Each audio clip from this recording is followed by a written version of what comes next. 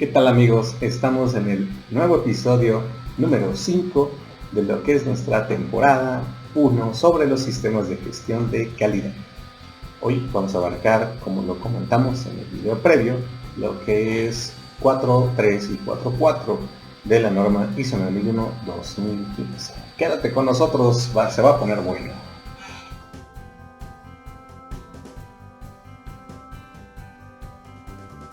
Por acá de regreso. 4.3, alcance. Una sola palabra es el alcance.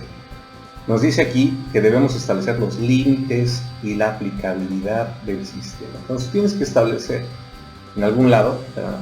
Y esto sí es bien importante porque tiene que quedar bien documentado lo que es nuestro alcance, ¿verdad? En ese alcance debe considerar las cuestiones internas y externas, las partes interesadas y cuál es el producto o servicio de tu organización. Es curioso porque me he enfrentado con organizaciones que cuando les pregunto así, ¿qué vendes? ¿Verdad?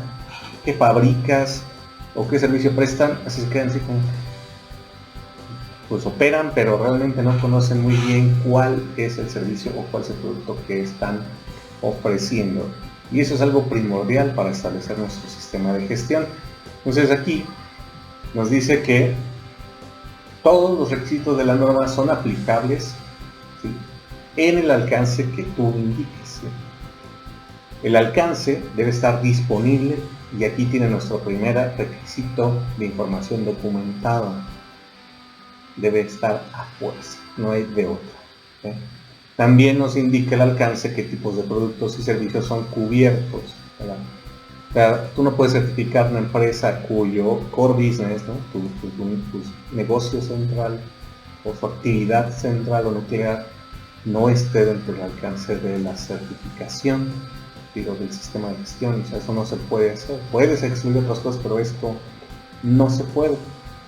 Y la conformidad de sobre esta norma, pues solo puede declararse si los requisitos como no aplicables no afectan la capacidad o responsabilidad de la organización de asegurarse de la conformidad.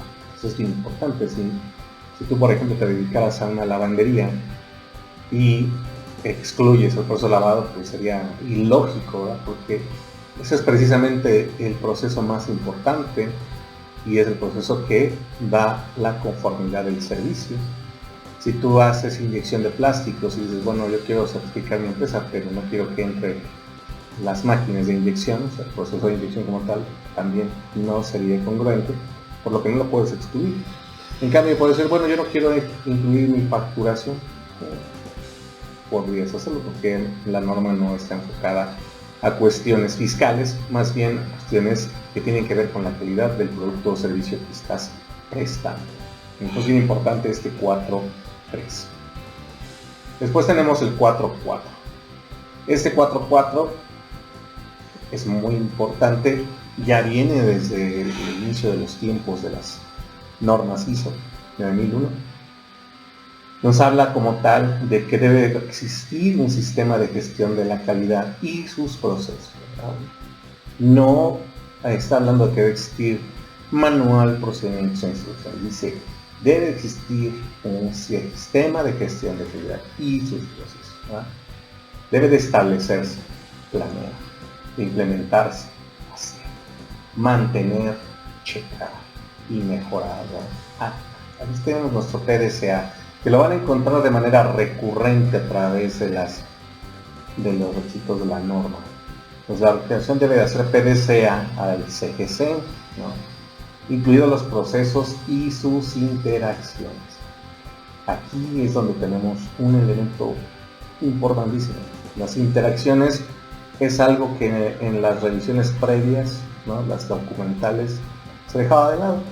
Pero se ha visto claramente que es ahí en las interacciones donde los sistemas fallan, ¿no?, donde están esas conexiones entre posiciones, entre puestos, entre departamentos, entre instalaciones, porque no quedan bien claras, bien establecidas cuáles son las entradas y salidas que debe de proporcionar cada uno de ellos. Por eso es bien importante la norma, lo dice, cuáles son las interacciones. Entonces, debemos determinar los procesos necesarios para que funcione el sistema de gestión, ¿verdad?, a través de determinar entradas y salidas, secuencias e interacciones. Los criterios y los métodos a través de los cuales se va a hacer, ¿no? Y aquí lo que está diciéndonos básicamente es cómo lo haces y cómo te aseguras de que sale bien lo que tú estás haciendo. ¿Cuáles son los recursos que requieres? Y qué responsabilidades y autoridades se tienen para los procesos. ¿Quién es responsable de hacerlo? ¿Quién es responsable de checarlo? ¿Quién tiene autoridad de pararlo? Etcétera. ¿Cómo se abordan los riesgos y oportunidades? Que finalmente en el apartado 6.1 lo vamos a leer de manera mucho más amplia. Y finalmente en KIH, evaluemos y mejoremos los procesos. Entonces todo esto que está aquí enunciado, ahora se ha establecido una herramienta muy importante que es, voy a volver a empezar con previo, el diagrama de tortuga.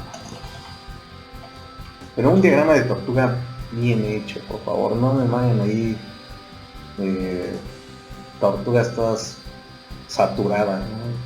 Todas llenas de patas por todos lados y gordas, a más no poder. Un diagrama de tortuga tiene que ser muy sencillo, muy práctico, pocas entradas, pocas salidas, porque la gran mayoría está en el cuerpo de lo que se va desarrollando. Aún en empresas muy grandes, no debe de ser tan gorda, valga la expresión, el diagrama de tortuga. Nuestra tortuga tiene que mantenerse limpia, esbelta, para que sea la mejor herramienta que nos proporcione la información suficiente. Si quieres saber más de los diagramas de tortuga, tenemos también videos sobre ellos. Chequenlos en nuestro canal, tenemos ahí varios que te pueden interesar sobre los diagramas de tortuga y de cómo hacerlas de manera correcta. Finalmente, en este 4.4 nos dice que debe haber un mantenimiento de la información documentada y una conservación de la información documentada. Parece lo mismo, pero no es igual, ¿no? Cuando hablamos de mantener información documentada, hablamos de actualizaciones, de documentos. En cambio, el conservar, hablamos de guardar registros. Entonces, el inciso A se refiere a nuestras políticas, nuestros procedimientos, nuestros objetivos, nuestras instrucciones, que deben de mantenerse actualizadas para reflejar cómo debe operar el sistema. Y en cambio el B, que es conservar la información documentada, nos dice, bueno, de toda esa historia que vas generando, todos esos formatos que se han llenado o todos esos archivos que has ido generando en tu computadora, ¿cómo los vas a guardar? Tienes que guardarlos durante cierto periodo de tiempo, que después en 7.5 vamos a hablar de eso, pero que van a ser muy importantes para que tú puedas demostrar que el sistema se está llevando a cabo. ¿Okay? Pero aquí lo más importante es que nosotros decidimos qué. Cosa que antes nos decía, procedimiento documentado, formato de no sé qué, o sea, y se le daba más peso a la documentación. Aquí no, aquí es tú decides en qué momento requieres algo y cómo lo vas a llevar. ¿Ok? Entonces, por el capítulo 4 sería todo. Vamos a entrar en nuestro próximo episodio al capítulo 5. Mi nombre es Néstor Daniel Reyes y esto es otro episodio de Hablemos de los sistemas de gestión de calidad. Si te han gustado, checa la lista de reproducción, danos like, compártenos y coméntanos. Bien importante saber qué es lo que tú piensas sobre lo que estamos nosotros comentando. ¿Cuáles han sido tus experiencias? Eso sería genial. Hasta la próxima. Nos vemos.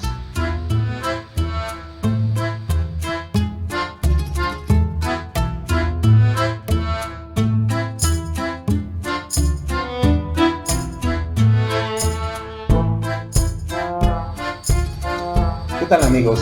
Este es el episodio número... Ya me perdí. Bueno,